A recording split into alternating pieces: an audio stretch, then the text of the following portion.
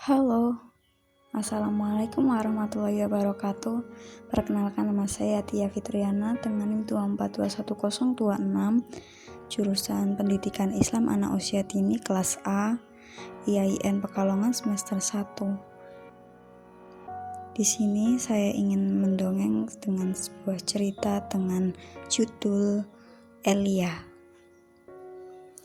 Pada suatu hari, hiduplah seorang tuan putri cantik jelita yang bernama Elia.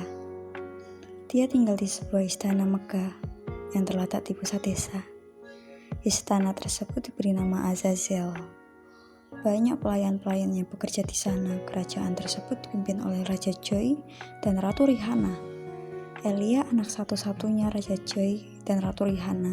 Kehidupan sehari-hari Elia hanya mengurung diri di kamar dan tidak diperbolehkan ayahnya pergi keluar area istana Azazel. Karena apa?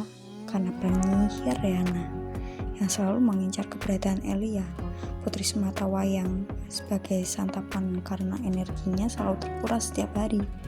Tentu saja Elia bosan di kamar, tidak ada teman bermain. Maka pada saat acara makan malam di istana Azazel, Elia mencoba melarikan diri dari kerajaan untuk menyapa para penduduk di desa Amora yang di malam hari. Suasana di desa sangatlah sepi. Para penduduk tengah mengistirahatkan diri. Elia berjalan tak tentu arah, melirik ke arah sekitar. Jelas dirinya tidak menemukan satu orang pun di sana. Ia merasa kesepian. Akhirnya dia memutar arah menuju istana Azazel dan mengikuti acara makan malam bersama keluarga. Namun saat berada di tengah perjalanan pulang, dirinya tak sengaja bertemu ular sawah menggeliat di tanah yang minim penerangan. Elia merasa ketakutan karena ini pertama kali dalam seumur hidup melihat ular secara nyata. Anak perempuan itu berteriak sekencangnya sehingga mengganggu sosok anak laki-laki yang sedang tiduran di atas rumah pohon dekat hutan. Anak laki-laki itu bernama John. Dia memiliki sifat pemberani, sehingga langsung turun dan menolong tuan putri dengan menyemprotkan air yang selalu ia bawa dalam botol supaya ularnya pergi menjauh. Elia tampak tersentak dengan perlakuan heroik yang dilakukan John tadi. Tuan putri akhirnya mencoba mendekati dan berkata, "Apa yang berusaha kau lakukan? Apa kau mencoba membantuku?" John menoleh ke belakang, melihat keadaan Elia yang sudah tidak serapi tadi.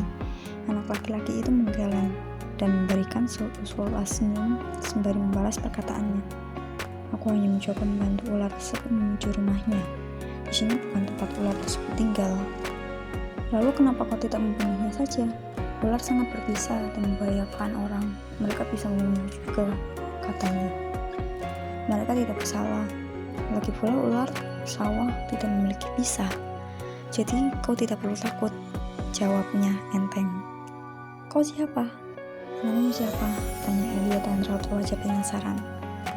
"Johnny, aku Johnny. Panggil saya Johnny."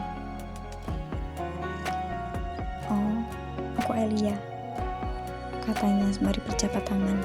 "Aku tahu, kau tuan putri kerajaan Azazel bukan? Anak dari Paduka Joy.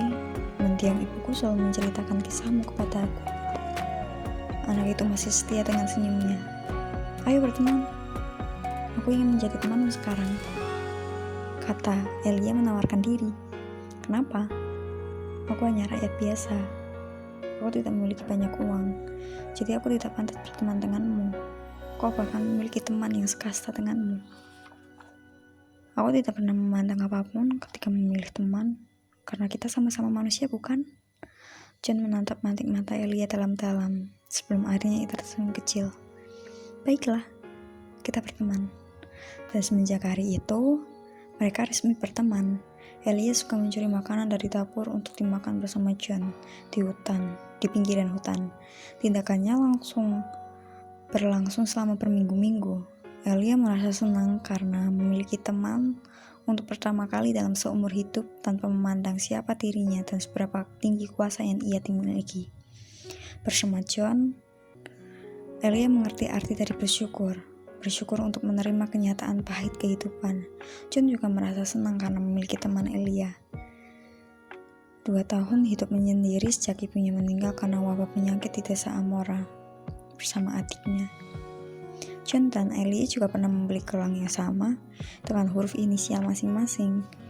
Elia mereka menjadi dua manusia paling bahagia di muka bumi ini, jauh sebelum akhirnya Ratu Rihanna mengetahui tindakan mereka yang suka keluar dari istana Azazel secara diam-diam tanpa pengetahuannya. Elia merasa sedih kembali ke istana dan hidup sebagai tuan putri yang terkurung. Lalu apa yang harus dia lakukan? Apa dia harus kabur lagi dan berpura-pura menjadi rakyat biasa? Mungkin ide kabur lagi dan berpura-pura menjadi rakyat biasa tidak terlalu gila untuk dilakukan.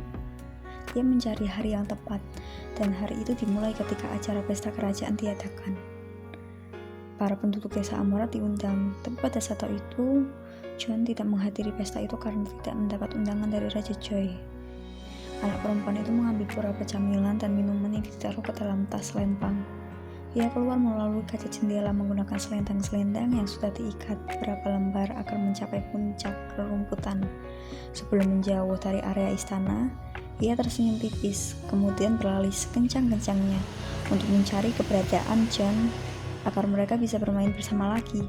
Naasnya, Elia belum sepenuhnya hafal jalan menuju tempat tinggal Joy yang berada di ujung desa Amora, berdekatan dengan hutan belantara. Saat ini Elia tersesat. Ia mengatur nafas supaya tidak panik.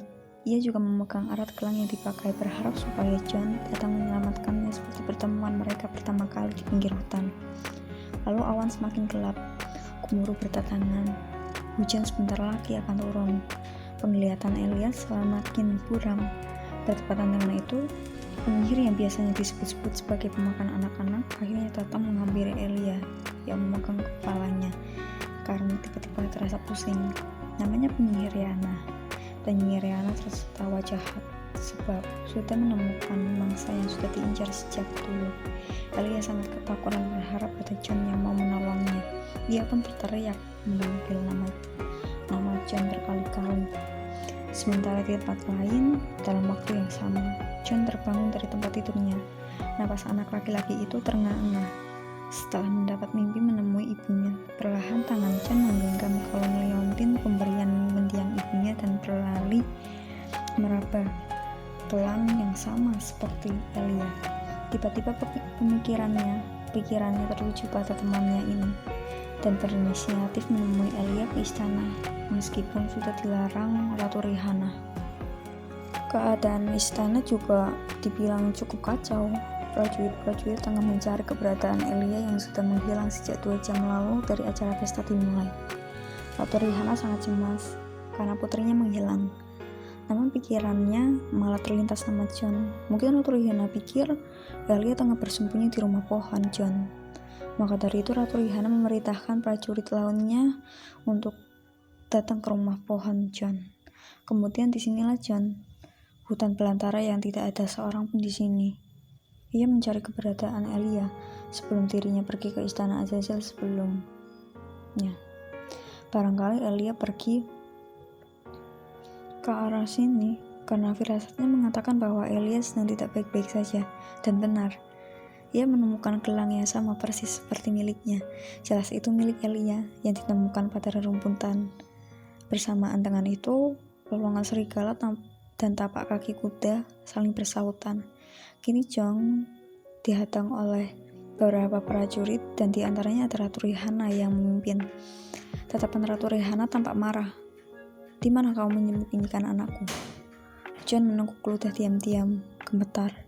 Benar dugaannya, Elia tidak ada di istana sekarang. Lantas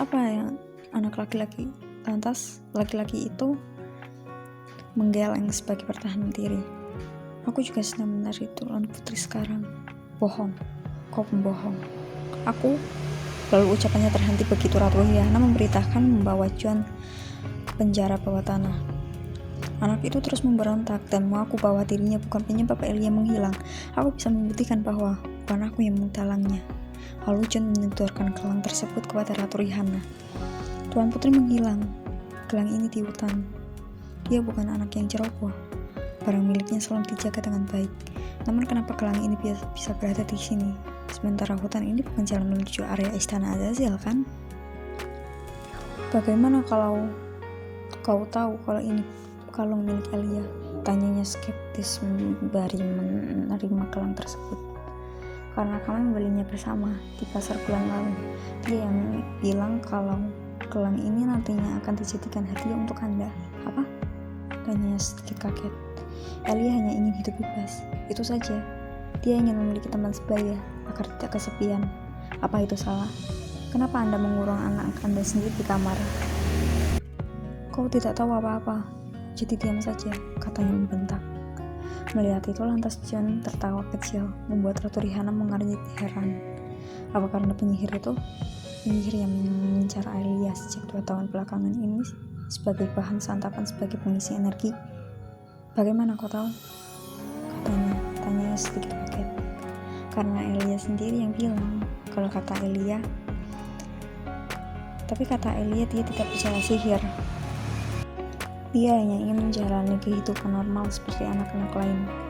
Kelebihan John adalah menatap seorang sambil luluh. Makanya dia menatap Ratu Rihanna sangat tulus. Anda percaya dengan anak Anda, bukan?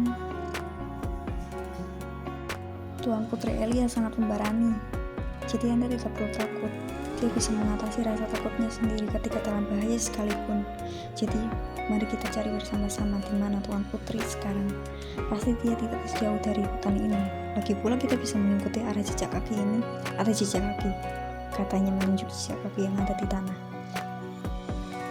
Kali ini aku mempercayaimu, nak. Ayo kita cari bersama-sama sebelum Raja menyadari kekacauan ini. Dia belum tahu sebelumnya. Mereka berpencar ke sebelah arah untuk mencari keberadaan Tuan Putri Elia. Sementara di sisi lain, Elia terbangun di suatu tempat asing yang belum sama sekali ia tempati. Suram. Itulah keadaan pertama kali yang dia tangkap. Dia juga melihat sosok wanita tua berpenampilan aneh tengah meracik sesuatu. Ia pun berinisiatif untuk keluar dari tempat aneh itu. Tapi Elia baru menyadari bahwa dirinya tengah diikat tangannya dan kakinya pada kursi usang. Dia mencoba melepaskan ikatan tali tersebut, tapi hasilnya nihil. Ikatannya terlalu kuat sehingga Elia tidak memiliki tenaga yang cukup. Apa kau sudah bangun, Tuan Putri? Kata penyihir itu. Bahkan suaranya terdengar sangat mengerikan di telinga Elia. Anak itu berpura-pura memejamkan mata supaya tidak ketahuan jika ingin mencoba kabur. Tapi penyihir Rihanna tahu, makanya dia hanya tertawa kecil. Jangan berpura-pura. Aku tahu kau sudah bangun. Kenapa kau ingin mengejar aku selama ini? Katanya dengan mata tertutup. Malas membuka mata, tidak menyadari para penyihir Rihanna tengah tersenyum. Kau tidak tahu apa alasannya? Tanyanya.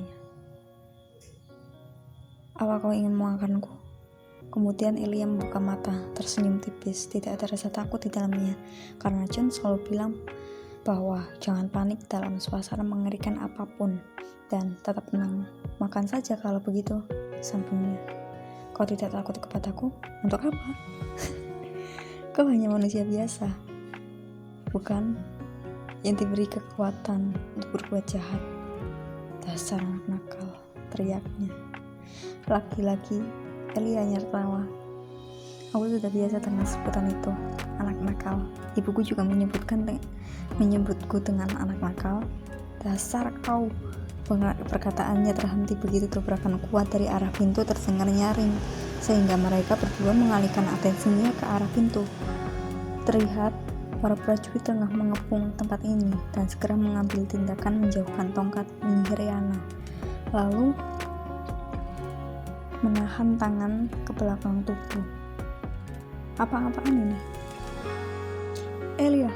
Ratu Rihanna menghampiri keberadaan Elia tepat waktu. Ia segera melepas ikatan yang sangat kuat. Selang beberapa waktu, John datang disusul prajurit lainnya. Matanya membulat melihat keadaan Elia sekarang. El! Teriakannya terhenti begitu saja. Matanya menangkap sosok familiar diingatan. Langkahnya terhenti di daun pintu terbuka. Jantungnya seolah berhenti berdetak, seolah seluruh napasnya diambil oleh Tuhan pada saat itu. Ibu, hening.